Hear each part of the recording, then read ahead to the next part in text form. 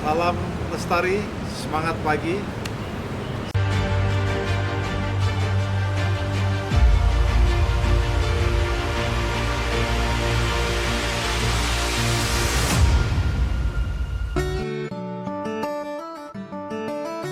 Menyelamatkan hutan mangrove atau bakau ini sangat penting untuk menjaga kelestarian lingkungan.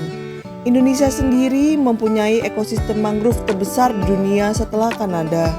Maka untuk itulah pada saat diadakan G20 kemarin di Bali, Presiden Joko Widodo bersama para pemimpin negara G20 dan organisasi internasional dalam rangkaian kegiatan konferensi tingkat tinggi KTT 20 pada Rabu 16 November 2022 di Taman Hutan Raya atau Tanhura, Denpasar, Bali diadakan penanaman mangrove secara bersama-sama.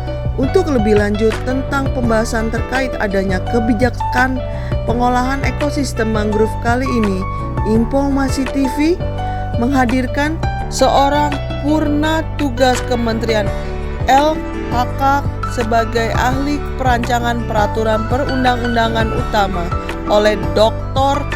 Randes Budi Rianto SH MSI.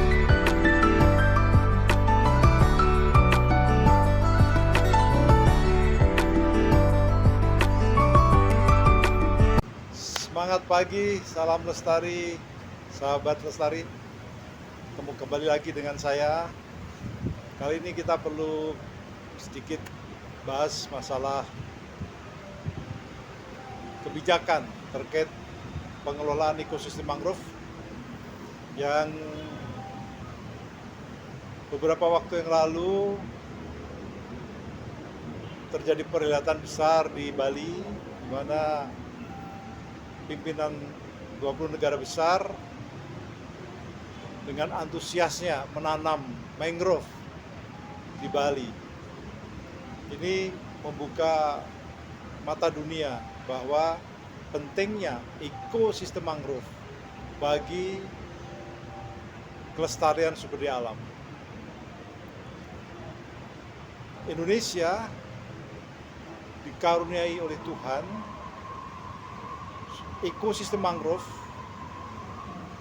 terbesar di dunia setelah Kanada, di mana mempunyai panjang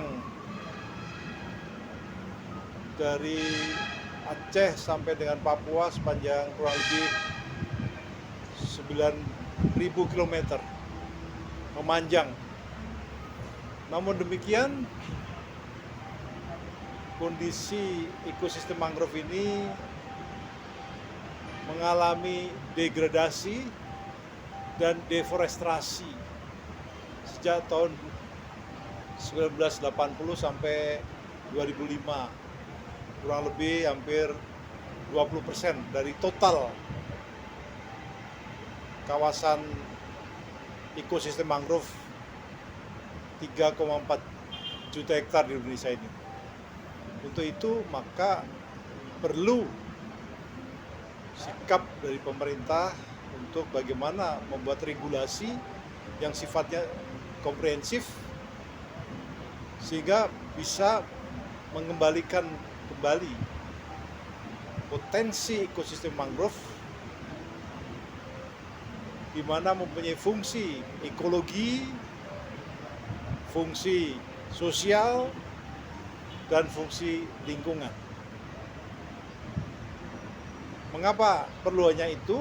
Karena hingga saat ini pengelolaan mangrove sudah ada pengaturan tetapi secara parsial. Di dalam Undang-Undang 32 tahun 2009 sudah diperintahkan sebetulnya bagaimana harus membuat peraturan pemerintah tentang perlindungan dan pengelolaan ekosistem mangrove. Baik, jadi terkait dengan pengaturan pengelolaan ekosistem mangrove yang saya katakan parsial tadi, karena pada tataran policy level, visual level, maupun operasional level masih belum tertata dengan baik. Itu ditandai dengan adanya perintah di dalam Undang-Undang 32 tahun 2009 yang sampai 13 tahun ini belum dibuat. Yang ada yaitu contoh di keputusan Presiden Kepres 32 tahun 90, terus juga ketentuan tentang tata ruang, ketentuan tentang pasang surut pantai dan seterusnya. Sehingga diharapkan pengelolaan ini dalam satu pintu dan semua instansi terkait mengikuti pola-pola pengelolaan itu, walaupun tidak akan mengganggu atau tidak akan mengurangi kewenangan masing-masing instansi. Tetapi diharapkan pengaturan yang akan lahir nanti adalah lebih kepada bagaimana satu pola ruang di dalam pengelolaan ekosistem mangrove. Ini yang penting. Jadi semuanya mengikuti pola-pola itu.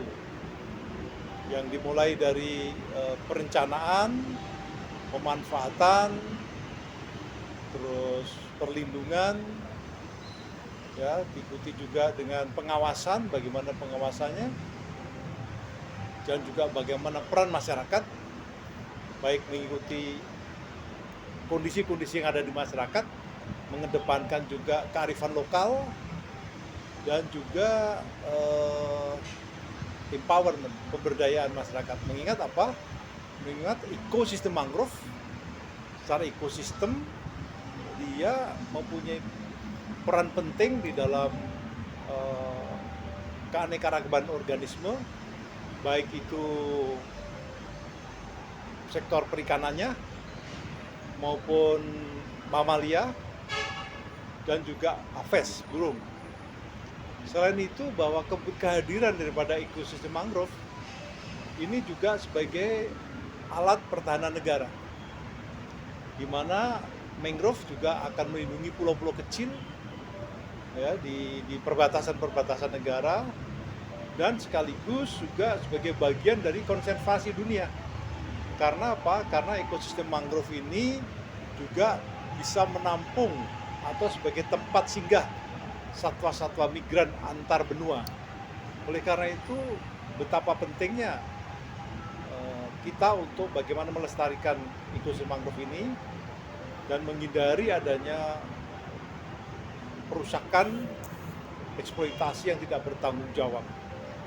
Dan ingat, di beberapa masyarakat sekitar hutan di Papua sana, di Aceh maupun di Kalimantan Barat, keberadaan mangrove ini merupakan satu kesatuan sistem dari tata laku adat masyarakatnya, sehingga kearifan-kearifan lokal yang ada di masyarakat adat yang sejak kecil berinteraksi dengan ekosistem mangrove harus tetap dipertahankan dan justru ditingkatkan bagaimana keberdayaannya, sehingga ikut di dalam peran masyarakat di dalam perlindungan ekosistem mangrove. Ya, terkait dengan masalah beberapa hambatan di dalam pembangunan ini, memang kalau kita mengacu kepada panggilan jiwa pasal 33 ayat 3, bahwa semua sumber daya alam dimanfaatkan untuk sebesar-besarnya kemampuan rakyat, termasuk adanya eksploitasi mangrove untuk pemanfaatan kayu untuk arang maupun untuk pemanfaatan lainnya, dan juga adanya pembuatan tambak yang harus menghilangkan ekosistem mangrove, yang dimaksudkan untuk bagaimana perikanan akan meningkat. Namun tentunya perlu langkah-langkah bijaksana di dalam setiap perencanaan pembangunan yang terkait dengan mangrove. Oleh karena itu, tata ruang perlu diperhatikan, dan juga pendekatan landscape. Pendekatan landscape dimaksud adalah pendekatan di mana ada satu kesatuan sistem yang terkait antara bagaimana daratan menuju ke perairan. Karena mangrove ini adalah merupakan wilayah-wilayah pesisir yang hidupnya memang untuk ada di perairan, dan menghindari adanya erosi, abrasi, dan juga tempat berbijahnya ikan. Ini yang paling penting juga yang harus diperhatikan kita semua. Selain juga satwa-satwa migran yang saya sebutkan tadi.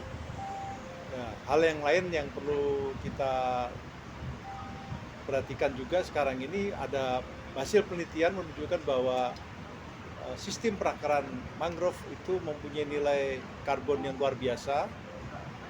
Dia mempunyai penyerapan 3 sampai 5 kali lebih besar dibandingkan tanaman-tanaman lain. Kaitannya dengan pemanfaatan karbon dalam rangka untuk efek rumah kaca, maka dengan adanya penguatan atau terbangunnya ekosistem mangrove dengan kebijakan-kebijakan yang nanti akan terbit sangat membantu. Harapan-harapan ke depan ya harus terbit aturan-aturan sebagaimana yang telah diperintahkan di dalam Undang-Undang 32 tahun 2009, bahwa adanya aturan-aturan yang komprehensif yang merangkul semua instansi, merangkul semua kepentingan, kebutuhan, termasuk masyarakat hukum adat, sehingga ini merupakan satu kesatuan pengelolaan yang terpadu, baik dari daratan ya, dari atas, dari pegunungan sampai ke perairan, itu satu kesatuan yang terpadu, sehingga kita hindari adanya pencemaran, perusakan maupun ketidakadilan di dalam pemanfaatan mangrove ini. Justru harapan berikutnya adalah bagaimana kita memacu, mengoptimalkan kembali ekosistem mangrove yang pernah ada, kita rehabilitasi kembali, maupun kita cadangkan areal-areal untuk penanaman mangrove, sehingga kedepannya akan lebih diperluas. Dan pendidikan itu yang paling penting pada masyarakat, pada dunia pendidikan, untuk bagaimana mengembangkan kehadiran ekosistem mangrove ini sejak dini ya, dan juga kesadaran dari pelaku ekonomi untuk bagaimana melaksanakan hak kewajiban sesuai dengan aturan. Demikian.